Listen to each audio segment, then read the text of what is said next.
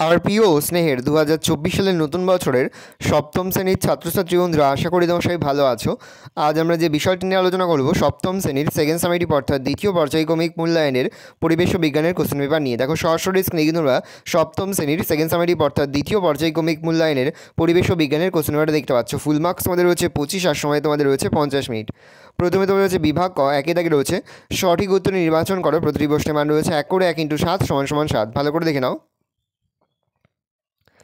পরে 2 দাগে অতি সংক্ষিপ্ত সঠিক উত্তর দাও যে কোনো 6টি। প্রতিটি প্রশ্নের মান 1 করে 1 × 6 = 6।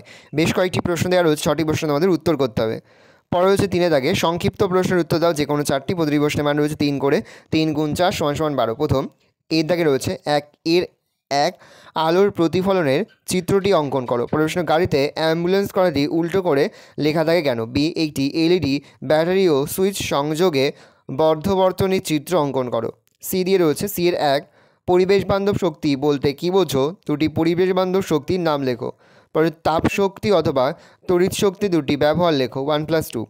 ডি দিয়ে চৌম্বক আবেশ কী?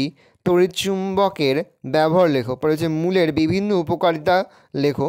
পরে হচ্ছে এফের দাগে 1 আদর্শ ফুলের কটি স্তবক ও কী কী? তারপরে পাথরকুচি পাতার মূল কী কাজ করে? ভালো করে দেখে নাও। এই রয়েছে টোটাল তোমাদের সেকেন্ড সামেটিভ অর্থাৎ দ্বিতীয় পর্যায়ক্রমিক মূল্যায়নের সপ্তম শ্রেণীর পরিবেশ ও বিজ্ঞানের কোশ্চেন পেপার। ভালো করে কোশ্চেনটা দেখে নাও।